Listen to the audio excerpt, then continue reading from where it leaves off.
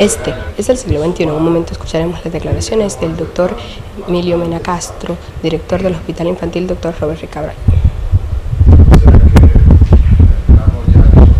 Ese niño y su madre posiblemente mañana ya estén siendo dados de alta del hospital.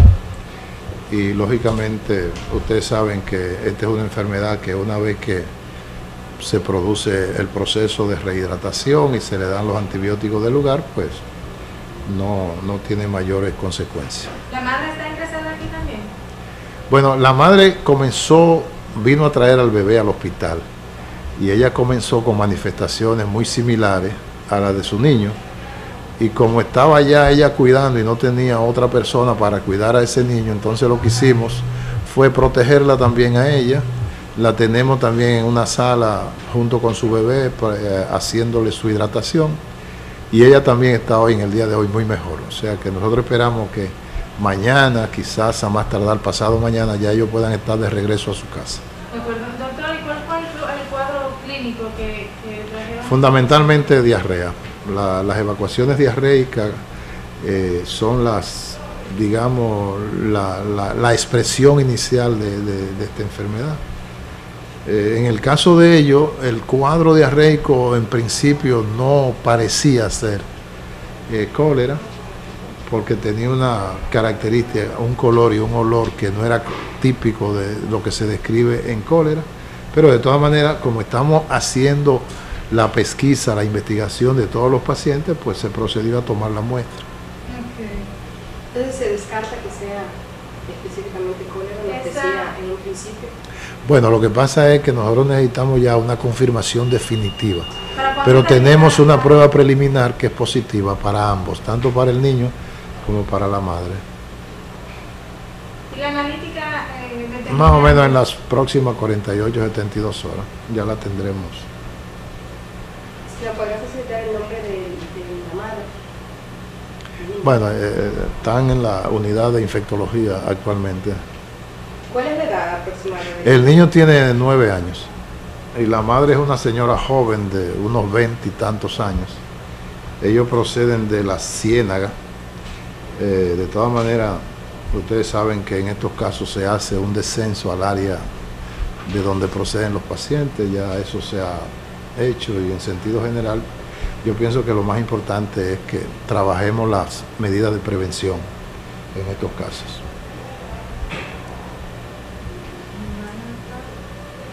¿Cuál es la principal recomendación para la sociedad dominicana ya a un año del terremoto y que se siguen mostrando los casos de cólera en todo el país? Bueno, las recomendaciones ustedes saben que han sido bastante bien difundidas a través del Ministerio de Salud, y lógicamente lo importante es que las personas se adhieran a estas recomendaciones. Consisten en medidas muy sencillas. Lo básico es proteger el agua y los alimentos de contaminación con heces fecales. Y la medida más efectiva desde el punto de vista práctico para prevenir cólera es siempre lavarse las manos antes de procesar los alimentos, antes de comer, y lógicamente siempre después de haber hecho sus necesidades fisiológicas. Esa es una medida importantísima. Hay necesidad también de clorinar el agua que se va a consumir, tanto la que se va a tomar como la que se va a utilizar para preparar los alimentos. Y esa medida de clorinación del agua también es muy efectiva y es muy sencilla y de muy bajo costo. Lo que necesitamos es que las familias se adhieran a estas medidas y que las asuman como parte ya de su vida, como parte de su cultura cotidiana. Eso es muy importante. Doctor, usted al principio nos decía que estas eran las primeras personas que llegaban a los 2 primeros casos que confirmamos en el hospital. Pero sospechoso. No, lo que pasa es que nosotros vemos muchos casos con diarrea, pero la mayoría de los episodios diarreicos en niños lactantes y niños pequeños son producidas por otro virus que se llama rotavirus. En el caso del cólera no se trata de un virus, obviamente, el cólera se trata de una bacteria. Exacto. Que lógicamente tiene la peculiaridad de que no se transmite de persona a persona, sino que se transmite fundamentalmente por contaminación de los alimentos o contaminación del agua de consumo. Entonces, la otra modalidad de diarrea que nosotros observamos mucho en este hospital es una producida por un virus que se llama rotavirus.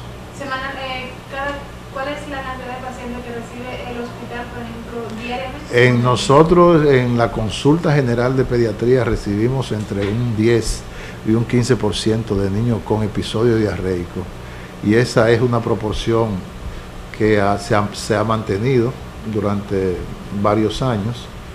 No estamos lógicamente frente a un problema de brote de diarrea ni nada parecido, porque es una causa común de consulta en pediatría. La mayoría de los pediatras lo que ven en su consulta ordinaria son o problemas respiratorios o problemas de gastroenteritis. Doctor, escúchame, en otro orden se ha publicado que un 25% de los niños atendidos son haitianos. ¿Cómo está afectando esto al desenvolvimiento del hospital? Bueno, nosotros estamos cuantificando desde hace un año los casos de población extranjera en sentido general que atendemos, y eso alcanza aproximadamente entre un 25 y un 30% de la cantidad total de pacientes que ingresamos o vemos en la consulta de pediatría. Mayoritariamente, lógicamente, son pacientes haitianos o de origen haitiano. ¿Y cuál es la totalidad de pacientes que reciben? Nosotros el año pasado ingresamos 14.280 pacientes en total durante todo el año en el hospital, y de esa proporción alrededor de un 25% fueron pacientes de nacionalidad extranjera, fundamentalmente de origen haitiano o haitianos. La pregunta aquí en el caso, si ha afectado esto el rendimiento del hospital, la cantidad... Bueno, el rendimiento en sí no, lo que pasa es que eso constituye un problema de costo significativo, porque la mayoría de estos niños vienen con condiciones muy severas, muy graves, y lógicamente demandan un esfuerzo mayor tanto en la parte asistencial por parte del personal como en la parte económica, porque son patologías muy complicadas, la mayoría de ellas. ¿De cuánto más o menos estaríamos hablando? Eso todavía no te lo podemos estimar. Lo que sí tenemos estimado son los casos que atendimos a consecuencia del terremoto, que fueron aproximadamente unos 80 casos, de esos casos muy graves, y nosotros cuantificamos en gasto de suministro de medicamentos e insumos unos 6 millones aproximadamente de pesos para el grupo que atendimos a consecuencia de la tragedia del terremoto. ¿Eso fue en el año completo? El año completo, sí. Sí, pero lo que pasa es que lo del terremoto comenzamos a recibir niños desde el día siguiente, que fue el 12, ya a partir del 13 comenzamos a recibir pacientes nosotros. ¿Pero está el hospital en condiciones de recibirlos? El hospital siempre tiene capacidad de resolución para todos los niños que acudan, y hemos estado haciendo ese esfuerzo, hemos conseguido movilizar el número de pacientes en función de que nosotros tenemos pacientes que tienen un promedio de estadía, la mayoría de las veces, entre 7 y 9 días.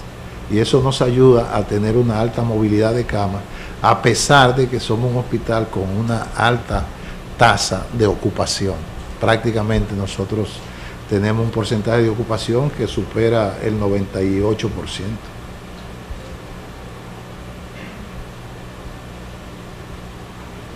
Muchas gracias. A la orden.